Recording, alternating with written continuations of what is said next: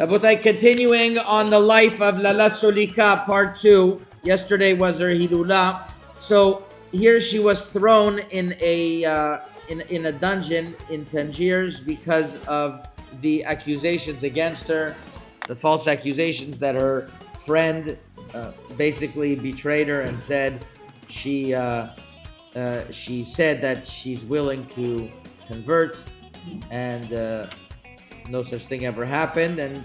But then that's it. Once the Muslims had to save face, they went all in, and they put her in a dungeon, and for a while, until eventually this story started to become public, and there was pressure even from the Spanish community in Spain and others, that they heard that this girl of Spanish descent is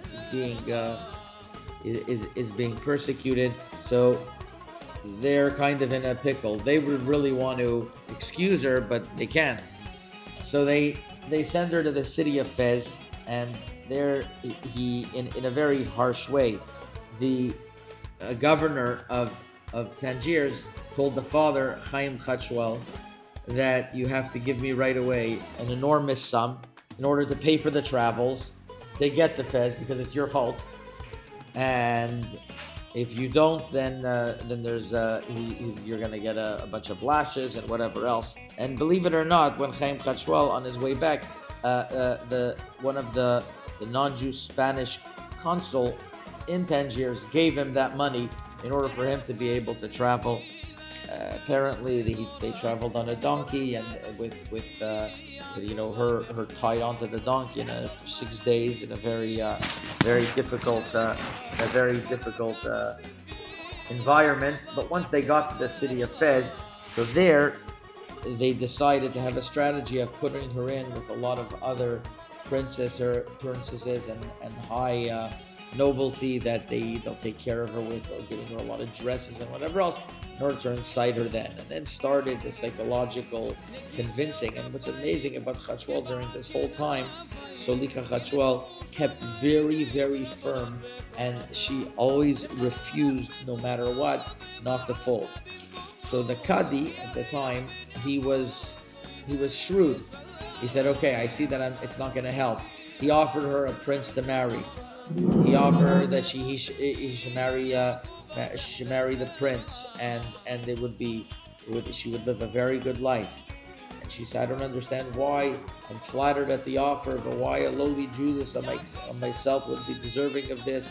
There's no way in the world that I would abandon my faith. So what they did is that they called the Rabbanim of Fez. The Rabbanim of Fez at the time were in a very difficult situation, because if they are going to take Solika's side in public, that could be a tremendous danger to the community.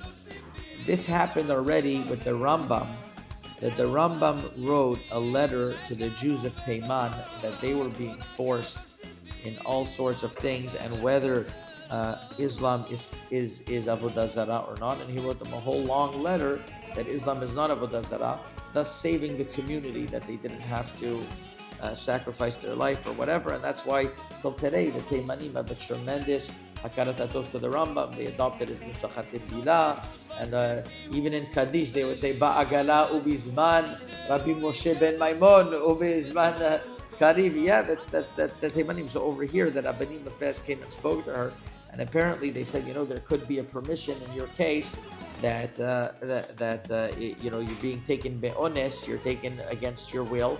You are not willingly going, and you're not proclaiming any avodah zarah. And she refused. She says, I know that I've read enough to know that I'm allowed to sacrifice my life, and I will never give up for such a life, the opportunity. And this is the tremendous resilience and clarity, despite the tortures that they put her through, and despite the enticements, that Solika Khachwal still kept firm to her convictions. And at that point, they brought her in a public setting. They dragged her with a rope on her knees, and that's where the famous story, which over here and in the source of Rav Yosef Benaim is not documented, but it is brought down in a few sources. I'd have to really double check it that she asked that she be able to tie her skirt to her knees. And there's some versions that she took a needle and she sewed into the flesh of her skin her skirt, so that way when she is defiled and killed, she will not be exposed, that it should not be in an unsneered way. And at that time, everyone gathered around. It was a public affair. She asked, according to the version of this story, as her last wish, to be able to have nitilat yadayim. She did nitilat yadayim, and at that point she was on her knees. The executioner took out a large sword and he injured her first, and he says, you could still return, you do not have to do this, you could still agree to the Prophet Muhammad. At that point she said I will not forsake the God of my forefathers, and may Hashem avenge my blood. And then he decapitated her. Her body was left in the square. At that time, the Jews quickly went and got her body. They hung her head on the wall of the Milach. The Jews quickly took her body, and there was people running around after her. Apparently, they threw the body over, and for the head, the Chachamim, apparently somebody called it Bifel Tzerfati and others, they threw coins all around so that they should rush and get the coins. That way they took the head. They went to give her a burial in the city of Fez, and that's where she was from 1834. And tremendous miracles. They say in 1884 there was the decree that her body that all of the milach, all of that cemetery should be moved to another place. And when they moved her body, they buried her next to Rabbi Eliyahu Tzarfati, one of the great students of the Or HaChaim HaKadosh. They said that the smell of her kever was the smell of perfume, and a voice came out and says, "Why are men moving my body? Only women should move my body." That's according to the legend, we'll call it, what happened.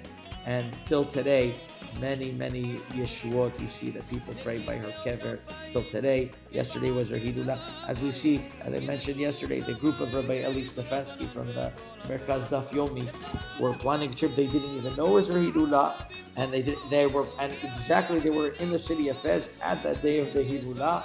It was a very moving experience as well. This happens all the time. That's tremendous siyata d'ishmaya, an example, because it's not an example. There's many Rabbanim, of course, and great tzaddikim.